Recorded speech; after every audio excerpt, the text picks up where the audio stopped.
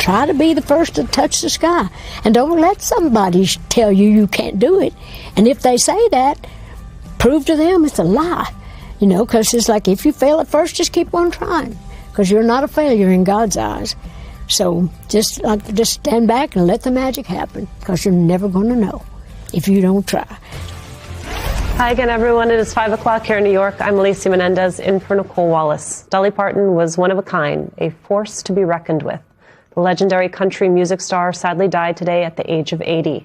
She will be remembered for her contributions to both the world of entertainment through her songs, her films, her TV shows, as well as her contributions to humanity.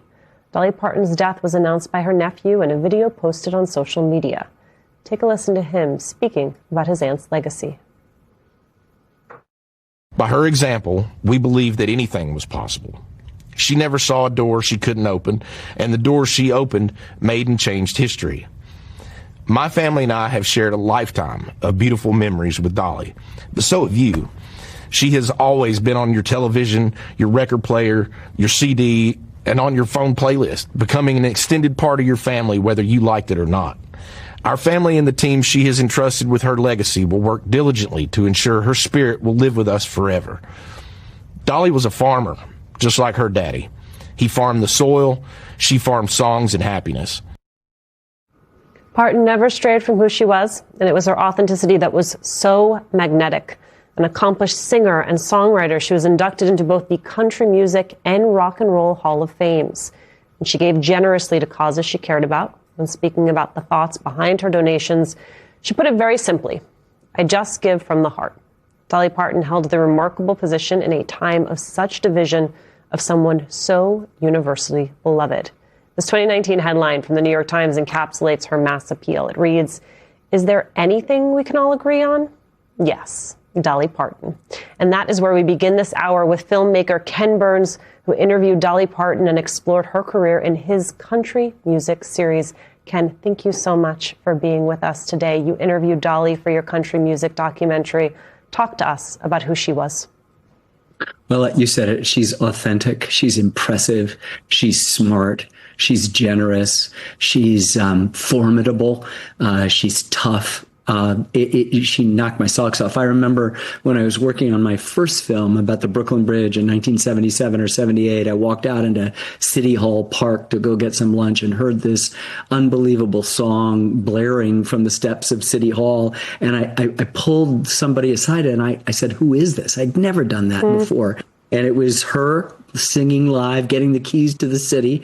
Here You Come Again was her big crossover hit. And it just knocked me over. I had the chance to meet her a couple of times in the early 90s. And she was so impressive and so authentically herself and generous and deeply spiritual and also virtuous. She wanted to be better. She wanted to improve us. So she didn't see any them out there. She only saw us. And I think she reminded us, and that's why that Times headline is so apropos. And let's just think about what she's done. A lot of people want to create entirely male Mount Rushmore of country singers, and you can't leave her or Loretta Lynn off. I mean, people say, is it I'm So Lonesome I Could Cry, or is it this Johnny Cash, or this Merle Haggard? I said, what about Jolene?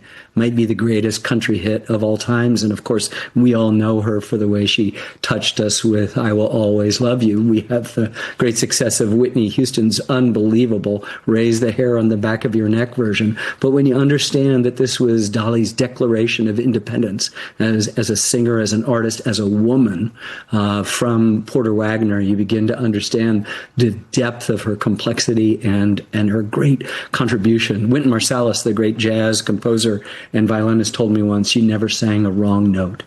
And if you think about it, all the stuff she's ever played, where she's played, how she's played, and I'd like to extend that to her life.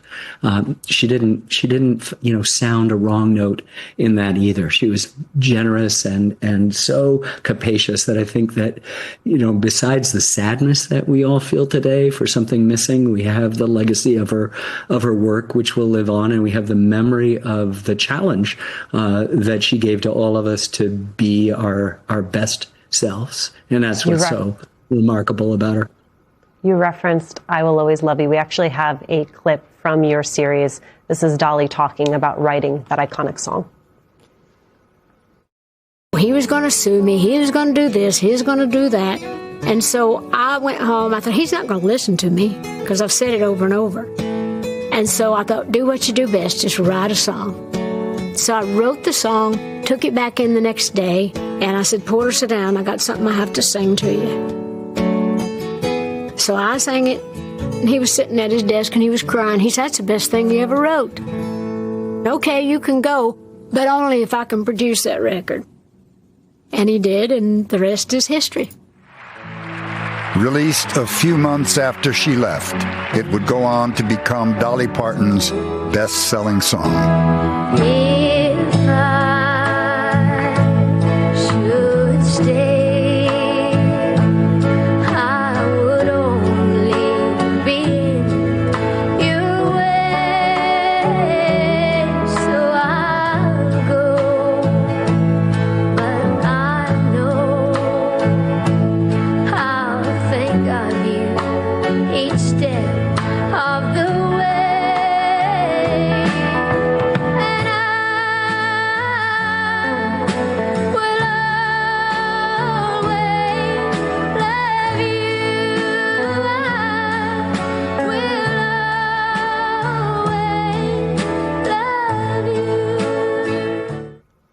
I love so much about that clip, Ken. I love what she says about, I'm going to do what I do best. I'm going to write a song. Because she really did, among all of her talents, think of herself fundamentally as a songwriter. But I think part of what you capture there is she's also an incredible performer. She's also a businesswoman. I mean, she was really doing it all at once. All at once. And that's what's so impressive. And for her, though, when push came to shove, there was only one form, and it goes right back to the East Tennessee, Sevier County. I mean, it's almost a pun, Sevier County. Her birth is so, we can't imagine someone born in 1946 would have experienced the kind of poverty. Her father paid the doctor who delivered her with a sack of cornmeal. This is where she came from. And for her to return to the songs that her mother sang, the ideas that bound us together. She said that her mother said that singing these songs was like carrying the news from one holler to another. And I think that, you know, in that moment with Porter, she had to go. She was outperforming him, and he was holding on to her. And it was complicated for her to negotiate this with one of the most beautiful songs ever. And you can hear in her voice, there's no strain. She hits every note. She owns it. She possesses it. And that's the way I think she sort of greeted and embraced the world with a generosity that makes you smile. You know, and she played up her looks and her body and all of that, you know, the dumb blonde things. And she finally just said, you know, I'm not dumb and I'm not a blonde. You know, it's like that to me is Dolly got it. To the contrary, she was quite brilliant. I loved reading about her mom singing to her, and it actually came up in the course of your time with her. Take a listen. Pretty fair miss out in the garden. I grew up in the Great Smoky Mountains of East Tennessee. My mother was a great singer. She had one of those old mountain voices. She used to sing all those songs from the old world. Barbary Allen, Beneath the Weeping Willow Tree. She said that's how people used to carry the news when they brought those old songs over from the old world, those old Irish, English, Scottish, Welsh ballads. She told a great story, and it was all believable. So just watching Mama was like watching TV, hearing her sing and tell all these stories. For 7 long years he's been in the war. No man on earth I never shall marry. If he should stay there 7 years more, I gotta finish it. He took his hands both out of his pocket. His fingers were both neat and small, and on his hand was the ring she gave him. Straightway before him she did fall. The sense you get when you watched her interview is that even though she grew up in a home with very few resources, music really shielded her on some level from that reality.